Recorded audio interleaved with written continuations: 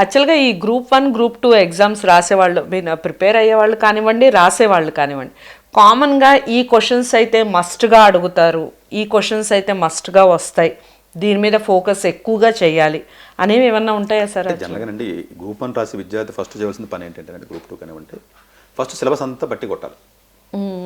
Syllabus అంటే line to line కదండి, word to word పెట్టి కొట్టి మైండ్లో పెట్టాలి. మైండ్లో పెట్టిన తర్వాత న్యూస్ పేపర్ చదువుతున్నాడు అనుకోండి, Eenadu paper, Andhrajyothy paper, Telugu medium student చదివినప్పుడు ఆ చదువుతున్నప్పుడు ఈ సిలబస్లో ఉన్న పదంకి సంబంధించిందా కాదా అన్న సెన్స్ అడుగు ఉండాలి. ఫస్ట్ ఏది పడితే చదివేయకూడదు కదండి, ఏం చదవకూడదో కూడా తెలియాలి కదా, అప్పుడే కదండి ఇష్యూ.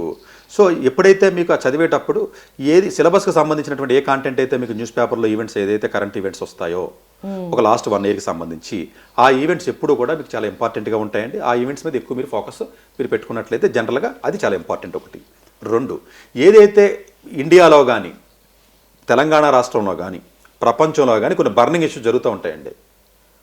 ఆ బర్నింగ్ ఇష్యూస్కి సంబంధించినటువంటి టాపిక్స్ మీద ఎక్కువ మీరు ఫోకస్ పెట్టాలి. ఎందుకంటే ఎగ్జామినర్ ఎవరైతే క్వశ్చన్ పేపర్ సెట్ చేస్తాడో వీలున్నంత వరకు కూడా కాంటెంపరీ ఇష్యూస్ ఏవైతే ఉన్నాయో ఆ ఇష్యూస్ మీద తనకి ఉన్నటువంటి అవగాహన ఏంటి, నాలెడ్జ్ ఏంటి టెస్ట్ చేయడానికి ట్రై చేస్తాడు తప్ప జనరల్గా కంప్లీట్గా ఏదో క్వశ్చన్ వెళ్ళిపోయి స్టాటిక్ పోర్షన్ నుంచి తీయడానికి తీస్తారండి. 40% 30% కంప్లీట్గా స్టాటిక్ పోర్షన్ ఔరంగజేబో లేకపోతే మొగల్సో లేకపోతే ఇంకోటి అడుగుతారు. అలాంటి క్వశ్చన్స్ కొన్ని ఉన్నప్పటికీ కూడా వీలున్నంత వరకు కూడా కరెంట్ ఈవెంట్స్ కాంటెంపరీ ఇష్యూస్ ఏవైతే ఉన్నాయో వాటికి సంబంధించినటువంటి క్వశ్చన్స్ ఏవైతే ఉన్నాయో వాటికి చేసినట్లే సరిపోతుంది. అంటే కాంటెంపరీ ఇప్పుడు మీరు అనొచ్చు జాగ్రఫీ ఉంది కదా, స్టాటిక్ పోర్షనే కదా, జాగ్రఫీ ఏముందంటే స్టాటిక్గానే ఉంటుంది కదా. 10 ఏళ్ల క్రితం చదివిన అదే జాగ్రఫీ, 20 ఏళ్ల క్రితం చదివిన అదే జాగ్రఫీ, ఇప్పుడు చదివిన అదే జాగ్రఫీ. అలాంటి సబ్జెక్టుల్లోంచి కూడా ఏ టాపిక్స్ ఇంపార్టెంట్ అని మనకు తెలియాలి అంటే ప్రీవియస్ ఇయర్ పేపర్ చూసి ఇది ఇంపార్టెంట్ అని చెప్పి అనుకోకూడదు. అలాగా చూడండి. ఎందుకంటేనండి ఒక ఎగ్జామినర్కి ఏం చేస్తారంటేనండి ప్రీవియస్ 3-4 పేపర్స్ పంపిస్తారు అతనికి. తెలంగాణ పబ్లిక్ సర్వీస్ కమిషన్ ఏం చేస్తుందంటే 3 సెట్స్ ఆఫ్ పేపర్లు తయారు చేస్తారండి గ్రూప్ 1 గ్రూప్ 2కి. ఎవరు ఉస్మానియాలో ఒక ప్రొఫెసర్, వాళ్ళకి ఒక ఎంపానల్ ప్రొఫెసర్స్ ఉంటారండి. గవర్నమెంట్ యూనివర్సిటీ ప్రొఫెసర్లు మాత్రమే తయారు చేస్తారు, తెలంగాణ యూనివర్సిటీ ప్రొఫెసర్లు మాత్రమే తయారు చేస్తారు. ఎవరు తయారు చేస్తున్నాడో ఎవరికి చెప్పడం, ఎంపానల్మెంట్లు ఎవరు ఉన్నా కూడా తెలియదు, మీ ఇంటి పక్క ప్రొఫెసర్ కూడా ఉండొచ్చు, తెలీదు. First point.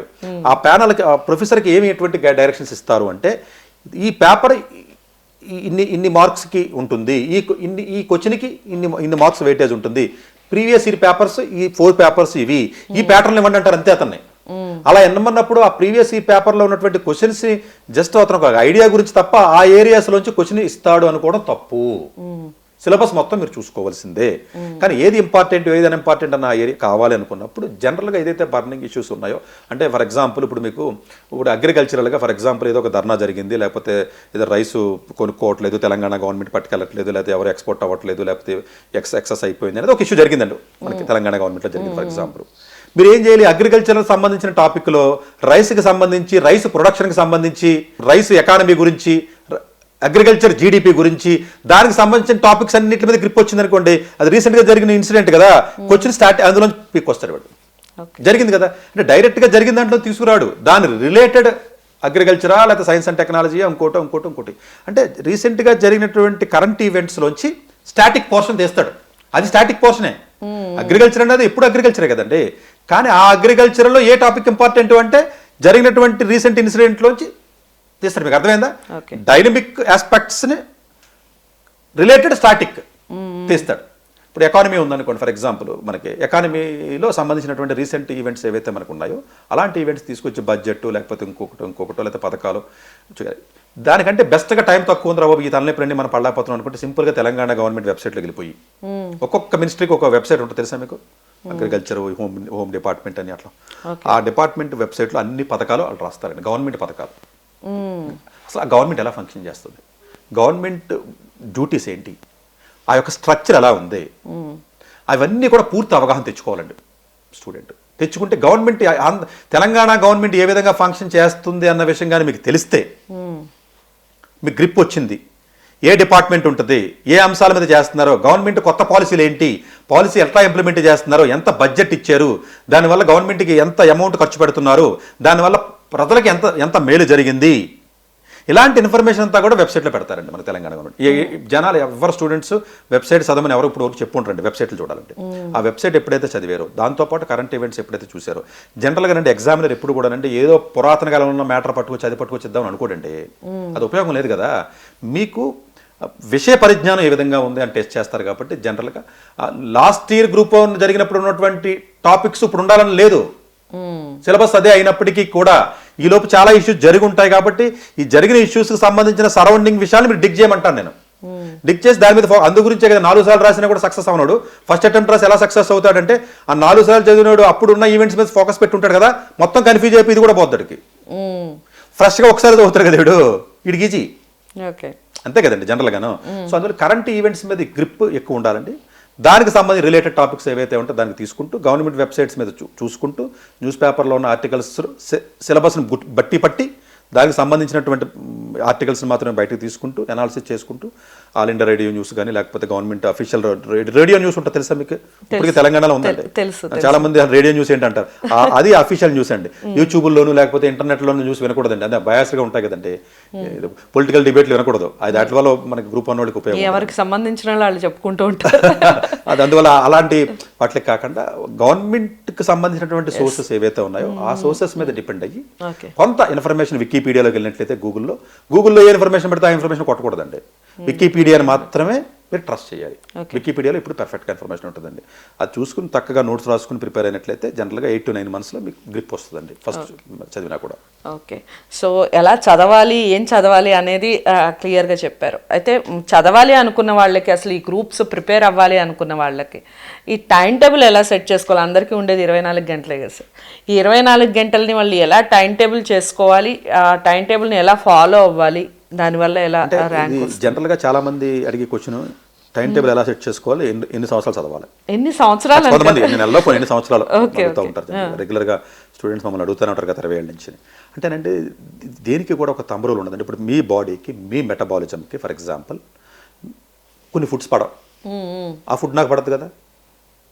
ఇప్పుడు మీరు ఉన్నారంటే మీకు మష్రూమ్ తింటే పడదనుకోండి మీ బాడీకి, మష్రూమ్ నేను తినొచ్చు, నాకు తినకూడదనే రూల్ ఏం లేదు కదా. మీ బాడీ మెటబాలిజంకి 6 hours 7 hours నిద్ర కావాలనుకోండి ఫర్ ఎగ్జాంపుల్, నా బాడీకి 4 hours సరిపోవచ్చు కదా. అందువల్ల ఏంటంటేనంటే ఎక్కడా కూడా అంటే ఇది కష్టం, అంటే టైం మేనేజ్మెంట్ అనేది ఏదైతే మనం చెప్పుకుంటున్నామో ఎంత టైము మీకు అవకాశం ఉంటే అంత టైం వాడాలంతే. మీకు 10 గంటల అవకాశం ఉంటే 10 గంటలు వాడండి, 12 గంటలు ఉంటే 12 గంటలు వాడండి, 4 hours ఉంటే 4 hours వాడేయండి. దీనికి టైం మేనేజ్మెంట్ టైం టేబుల్తో పని ఏంటి? నాకు ఈరోజు 14 గంటలు దొరికిందండి, వాడేయండి, చదవండి. ఈరోజు 10 గంటలే దొరికింది, చదవండి. ఈరోజు తక్కువ టైం దొరికింది ఏదో కారణం చేత, నా హెల్త్ ప్రాబ్లమో లేదా ఫ్యామిలీ ప్రాబ్లమో ఇంకో ప్రాబ్లం వల్ల దొరకలేదు, వీలున్నంత వరకు అవాయిడ్ చేయండి. అంటే కన్సిస్టెన్సీ వద్దా సార్, మీరే చెప్తున్నారు కన్సిస్టెంట్గా చదవమని, మరి 4 గంటలు చదవమంటారు ఏంటి సార్, నిన్న 10 గంటలు చదవమని కాదండి. వీలున్నంత వరకు కూడా మినిమం రెగ్యులర్గా చదివి స్టూడెంట్ ఎవరైతే ఉంటారో 8 to 10 hours చదివినట్లయితే జనరల్గా ఐడియల్గా సరిపోతుంది థియరిటికల్గా. బట్ డజంట్ మీన్ దట్ అందరికీ 8 to 10 hours సరిపోతుందా అంటే కొంతమందికి ఎక్కువ అవసరం ఉండొచ్చు, కొంతమంది తక్కువ అవసరం ఉండొచ్చు. దానికి నేనేం చెప్తానంటే ఎంతసేపు చదివారు అన్న దానికంటే కూడా అంటే ఎంత ఇంపాక్ట్ పెట్టి చదివారు అన్నది ఇంపార్టెంట్ ఇక్కడ. అంటే మీకు యాక్సిడెంట్ లాగా ఇన్సిడెంట్ లాగా తగలాలన్న అంత ఫోర్స్గా మైండ్లోకి అది అబ్జర్వ్ అవ్వాలంటే. ఎంత తినడం కాదండి, ఎంత డైజెషన్ అయ్యింది అన్నది ఇంపార్టెంట్ కదా. తినేస్తే సరిపోతుంది కదా, మనం హోటల్కి పోయి ఒక 500 పెట్టి తినేస్తే ఉపయోగం ఉంది, అదంతా బాడీలోకి వెళ్ళి ఏమవుతుంది ఎవడో తెలుసు, తెలియదు కదా. అందువల్ల మీ ఇంపాక్ట్ ఎక్కువ ఉండాలంటే చదువు మీద. ఆ ఇంపాక్ట్ ఎక్కువ ఉండాలంటే ఫోకస్ ఎక్కువ ఉండాలి. మీరు అబ్జర్వ్ చేయండి, ప్రతి మనిషి కూడానండి ఒక పని చేస్తూ కూడా ఆలోచిస్తాం కదా. జనరల్గా మీరు చూడండి, అంటే జనరల్గా తెలియకుండానే అలా ఆలోచించకుండా ఒక పని మాత్రం చేసి చాలా తక్కువ టైం. ఇప్పుడు మనం ఇంట్రో చేస్తున్నట్టు ఒక పని చేస్తాం, ఇంకొక దాని గురించి ఆలోచించాం మనం. చూసారా, మనం తెలియకుండానే అటెన్షన్ ఫోకస్ ఇంపాక్ట్ పడిపోతుంది మనకి. ఇదే పని చదివి కూడా చేయాలి. ఆ పని 8 hours కంటిన్యూస్ చేయడం చిన్న విషయమా కాదు. సో వాడు ఎప్పుడు సోషల్ మీడియా దగ్గర దూరంగా ఉండడం కానివ్వండి, లేకపోతే ఏదో ఒక 5 to 1/2 hour డైలీ వాట్సాప్ ఇంకోటి చూసుకుంటారని చెప్పేసి కట్టేసి మిగిలిన టైం ఏదైతే ఉందో దానికి స్టడీకి పెట్టడం. ఆ చదివి టైం ఏదైతే ఉందో ఆ థాట్ ప్రాసెస్లో చదువుకి తప్ప వేరే దానికి స్పేస్ అది ఇవ్వకపోతే ఆడు చదువుతున్నట్టు. నరాల్లో బ్లడ్లో కలిసిపోయి, డిఎన్ఏలో కలిసిపోయి, బాడీలో కలిసిపోయి, మొత్తం అన్ని రకాలుగా బాడీ అంతా ఎలైన్ అయిపోయిన తర్వాత పర్ఫెక్ట్ మనిషి. అప్పుడు ఆడు గంట చదివినా 2 గంటలు చదివినా 3 గంటలు చదివినా ఫాస్ట్గా బాడీలోకి వెళ్తుంది. ఎప్పుడైతే మీ బాడీ మీ మైండ్ ఎప్పుడైతే మీకు ఎలైన్ అవ్వలేదో మీకు ఎంత చదివిన ఉపయోగం ఉంది. అంటే ఇంకా అర్థమయ్యే భాషలో మీకు చెప్పాలంటే, ఇప్పుడు మీరు ఫంక్షన్కి వెళ్తారండి, ఒక గంటలో 2 గంటలో ఫంక్షన్కి వెళ్ళాలండి, మంచి శారీ కట్టుకుని మంచి రెడీ అయ్యారు, మీరు చక్కగాను భోజనం చేస్తున్నారు. తెలియకుండానే మీరు తయారయ్యారు, మీరు ఎలా వెళ్ళాలి, వెళ్ళిన తర్వాత ఏం మాట్లాడాలి, ఏం చేయాలనేది తెలియకుండానే అన్కాన్షియస్గా భోజనం చేస్తూ కూడా మీరు ఆలోచిస్తారు తెలుసా.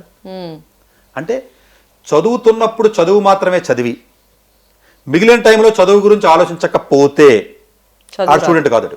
చదువు రాదు అంటే వాడు ఫోకస్డ్ స్టూడెంట్ కాదండి. ఓకే. ఎవరైతే ఫస్ట్ అటెంప్ట్ ర్యాంకర్స్, ఎవరైతే 8 నెలలు 9 నెలలు 1 year చదువుతారో వాళ్ళు ఎలా ఉంటారు తెలుసంటే, వాడు డైనింగ్ టేబుల్లో ఉన్నాడా, కుర్చీలో కూర్చున్నాడా, సినిమా హాల్ వదిలేయండి, సినిమా హాల్ అంటే సినిమా మీద ఫోకస్ పెడతాడు. ఆ ఇంటర్వెల్ టైంలోనో, లేకపోతే బయటకు వచ్చిన టైంలోనో, లేకపోతే ఇంటికి వచ్చి కారులో ఇంటికి వచ్చే టైంలో ఎలా ఉన్నాడు, బాత్రూంలో పరిస్థితి ఏంటి, స్నానం చేస్తున్నప్పుడు పరిస్థితి ఏంటి, లేకపోతే ప్రతి టైంలో కూడా ఎగ్జామ్ గురించి మాత్రమే ఆలోచన చేసి ఎవడైతే ఉంటాడో వాడిని మైండ్ బాడీ అన్ని కలిసి ఒకే సిస్టంలో ఉన్నాడు, వాడు బ్లడ్ నరాల్లో కలిసిపోయింది, అడిగి అంబిషన్, వాడు మాత్రమే ఆ యొక్క టార్గెట్ని అచీవ్ అవ్వగలట. తప్ప నేను 8 గంటలు చదివి నేను మిగతా టైం నేను రిలాక్స్ అవుతాను అంటే, మిగతా టైం రిలాక్స్ అవ్వండి. రిలాక్స్ అయినా కూడా తెలియకుండానే అన్కాన్షియస్గా మీరు మీ టార్గెట్ని గుర్తుపెట్టుకుంటూ ఆటోమేటిక్గా మైండ్లో ఎంతో కొంత ఫంక్షన్ చేయాలి. అలా ఫంక్షన్ చేసిన రోజునే అలాగ మీరు మనం డే టు డేలో మనం చేయమా. ఒకటి పోయి ఒక అమ్మాయిని లవ్ చేసి దాన్ని పట్టాలరా అనుకున్నాడు, దాన్ని పడేయాలి, లేకపోతే దాన్ని పెళ్లి చేసుకోవాలనుకున్నప్పుడు 24 గంటలు దాని గురించి ఆలోచిస్తాడు. మోటార్ సైకిల్ మీద వెళ్ళాడా, సినిమా హాల్లో కూర్చున్నాడా, భోజనం చేస్తున్నాడా, లేకపోతే రోడ్డు మీద ఉన్నాడా, లేకపోతే నాన్నతో మాట్లాడుతున్నాడా, ఫ్రెండ్తో మాట్లాడుతున్నాడా, క్లాస్లో కూర్చున్నాడా, పట్టించుకోడాడు. ఓకే. ట్రై చేసినప్పుడు అలాగే ట్రై చేస్తాడు, మాట్లాడతాడు అమ్మాయితో. లేని టైంలో కూడా ఆలోచిస్తాడు కదా అమ్మాయి గురించి. దట్ ఈస్ ద సీరియస్నెస్ అండి. అంటే బాడీలో కలిసిపోయింది అడిగి. అదే పని ఇక్కడ ఉండాలి. సొంతింటి కల నిజం చేసుకోవాలనుకునే వాళ్ళకి సువర్ణ అవకాశం. మార్కెట్లోని తక్కువ ధర ఇప్పుడు ఈసీఐఎల్ క్రాస్ రోడ్ పక్కనే 2 మరియు 3 bedroom premium apartment flats. Registration కోసం వెంటనే కాల్ చేయండి. శుభప్రదం ప్రాజెక్ట్స్ 9100007255.